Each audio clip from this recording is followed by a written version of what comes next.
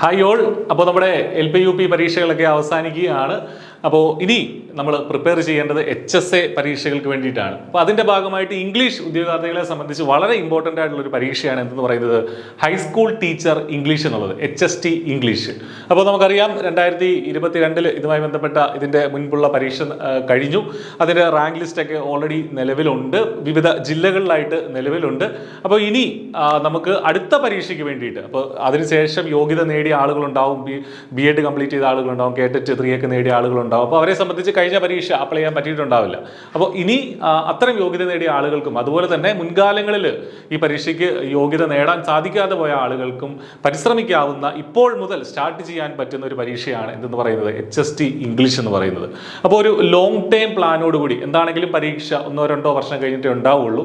അപ്പോൾ ഒരു long time പ്ലാനോടുകൂടി നിങ്ങൾക്ക് സമീപിക്കാനായിട്ട് സാധിക്കും. അടുത്ത വർഷം ഒരുപക്ഷെ നോട്ടിഫിക്കേഷൻ വന്നേക്കാം, അടുത്ത വർഷം എൻഡോടുകൂടിയോ ചിലപ്പോൾ അതിൻ്റെ അടുത്ത വർഷമോ ആയിരിക്കും പരീക്ഷ നടക്കുക.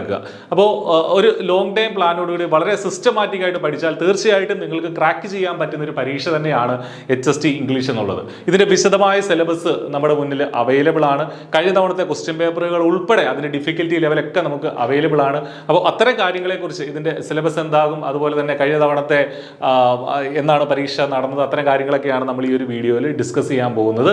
ഇതിൻ്റെ ക്വാളിഫിക്കേഷൻ കഴിഞ്ഞ തവണത്തെ എന്തായിരുന്നു എന്നുള്ളതൊക്കെ വീഡിയോയിൽ ഡിസ്കസ് ചെയ്യും. അപ്പോൾ വീഡിയോയിലേക്ക് പോകാം. അതിന് മുന്നേ പറയട്ടെ, I+ ഈ പരീക്ഷയ്ക്ക് വേണ്ടിയിട്ട് ലോങ് ടൈം ആയിട്ട് ഇൻറ്റൻസീവ് ആയിട്ടുള്ള കോച്ചിങ് ആരംഭിച്ചിട്ടുണ്ട്. ഏറ്റവും ക്വാളിറ്റി ഉള്ള ക്ലാസ്സുകൾ, ഏറ്റവും മികച്ച, കേരളത്തിലെ ഏറ്റവും മികച്ച അധ്യാപകർ എടുക്കുന്ന ക്ലാസ്സുകൾ തന്നെയാണ്.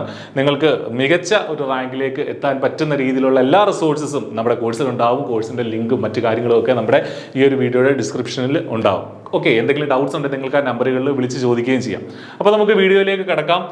കഴിഞ്ഞ തവണത്തെ ഇത് HSA ഇംഗ്ലീഷ് എന്നായിരുന്നു അറിയപ്പെടുന്നത്. ഇനിയിപ്പോൾ അത് HST എന്നുള്ളതാണ് ഈ തസ്തികയുടെ പേര്. അപ്പോൾ കഴിഞ്ഞ തവണ 2021 ഈ ഒരു നോട്ടിഫിക്കേഷൻ വന്നത്. അത് കഴിഞ്ഞിട്ട് 2022 ഈ പരീക്ഷ നടന്നത്. 2022 പരീക്ഷ നടന്നത്.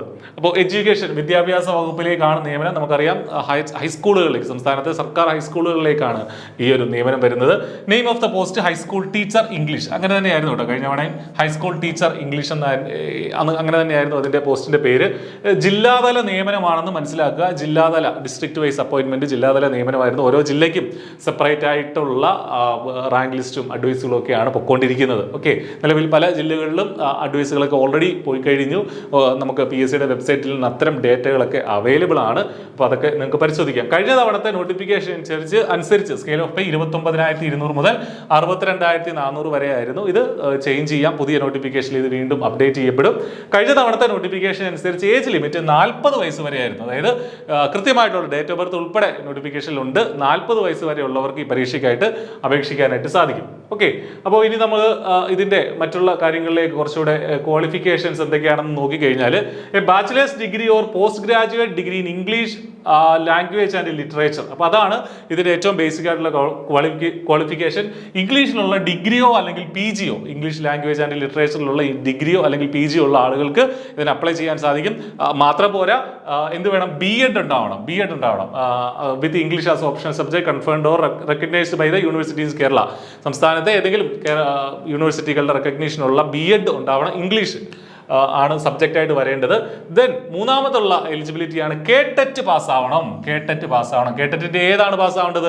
HST ഒക്കെ സംബന്ധിച്ച് KTET 3 ആണ് നിങ്ങൾ പാസ്സാവേണ്ട യോഗ്യത. KTET 3 ആണ്. അപ്പോൾ ഇത് മൂന്നുമാണ് നിങ്ങളുടെ യോഗ്യത. ഒന്നുകിൽ ഡിഗ്രി ഉണ്ടായിരിക്കണം ഇംഗ്ലീഷിൽ, ഡിഗ്രി ഉണ്ടായിരിക്കണം, അത് കഴിഞ്ഞിട്ട് B.Ed ഉണ്ടായിരിക്കണം, KTET 3 യോഗ്യതയുള്ള ആളുകളും ആയിരിക്കണം. ഓക്കെ, അപ്പോൾ നിലവിൽ ഈ പറഞ്ഞ B.Edനൊക്കെ പഠിക്കുന്ന ആളുകളെ സംബന്ധിച്ചും ഇത് വലിയൊരു ചാൻസ് ആണ്. കാരണം ഈ പരീക്ഷ കുറച്ചുകൂടെ കഴിഞ്ഞിട്ടേ ഉണ്ടാവുള്ളൂ. ഇതിന് നോട്ടിഫിക്കേഷൻ അടുത്ത വർഷത്തേക്കൊക്കെ ഉണ്ടാവുള്ളൂ. അപ്പോൾ ഇപ്പോൾ KTET ഒക്കെ പാസ്സായി കൃത്യമായിട്ട് യോഗ്യതകളൊക്കെ നേടിയെടുത്ത് വെച്ച് കഴിഞ്ഞാൽ, അപ്പോഴത്തേക്കും നിങ്ങളുടെ B.Ed ഒക്കെ അവസാനിക്കുകയാണെങ്കിൽ തീർച്ചയായിട്ടും നിങ്ങൾക്ക് ഈ നോട്ടിഫിക്കേഷൻ വരുമ്പോൾ അപ്ലൈ ചെയ്യുകയും പരീക്ഷ എഴുതുകയും സർവീസിൽ കയറാനും ഒക്കെ നിങ്ങൾക്ക് സാധിക്കും. അപ്പോൾ നോട്ടിഫിക്കേഷൻ വരുന്നത് വരെ വെയിറ്റ് ചെയ്യരുത് പഠിക്കാനായിട്ട്. കാരണം ഒരുപാട് കോമ്പറ്റീഷൻ നമുക്ക് അതിജീവിക്കേണ്ടതായിട്ടുണ്ട്. അപ്പോൾ അതൊക്കെ അതിജീവിക്കണം എന്ത് ചെയ്യണം? നേരത്തെ തന്നെ നിങ്ങളുടെ പ്രിപ്പറേഷൻ ജേർണി സ്റ്റാർട്ട് ചെയ്യേണ്ടതായിട്ടുണ്ട്. നിങ്ങളുടെ പഠനം അവസാനിപ്പിക്കരുത്. ഇപ്പോൾ LP UP ഒക്കെ പഠിച്ചുകൊണ്ടിരിക്കുന്ന ആളുകളാണെങ്കിലും പരീക്ഷ കഴിയുന്നതോടുകൂടി അത് നിർത്തുന്നത് ഏറ്റവും വലിയ മണ്ടത്തരമാണ്.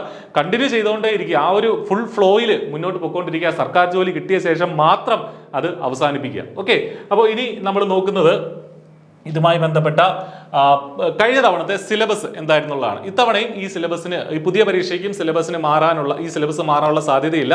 PSC യുടെ ഒരു പാറ്റേൺ അങ്ങനെയാണ്. ഓൾറെഡി ഡീറ്റെയിൽഡ് ആയിട്ടുള്ള സിലബസ് അവൈലബിൾ ഉള്ള പരീക്ഷകൾക്ക് അടുത്ത തവണയും അത് തന്നെയായിരിക്കും അവർ ഇടുക.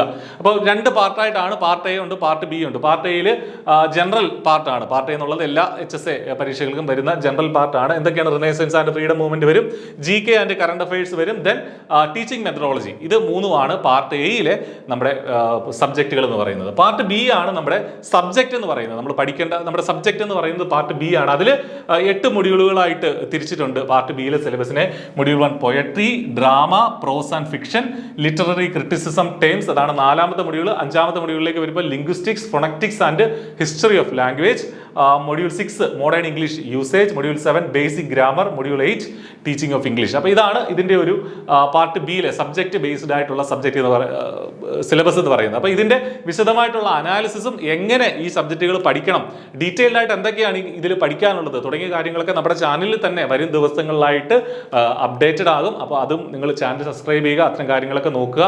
കോഴ്സിൽ ജോയിൻ ചെയ്യാനായിട്ട് നമ്മുടെ വീഡിയോയുടെ ഡിസ്ക്രിപ്ഷനിൽ കോഴ്സിന്റെ ലിങ്ക് ഉണ്ട്. അവിടെ നിങ്ങൾക്ക് ട്രയൽ ക്ലാസ്സുകൾ കണ്ടു നോക്കാം. ആ കോൺടാക്ട് നമ്പറുകളിൽ വിളിക്കാം. വളരെ ചെറിയ ഫീസിൽ ഈ ഏർലി ബേർഡ് ഓഫറോട് കൂടി നിങ്ങൾക്ക് ഇപ്പോഴും ജോയിൻ ചെയ്യാനായിട്ട് സാധിക്കും. അപ്പോൾ ഒട്ടും വൈകണ്ട, പഠിച്ചു തുടങ്ങുക.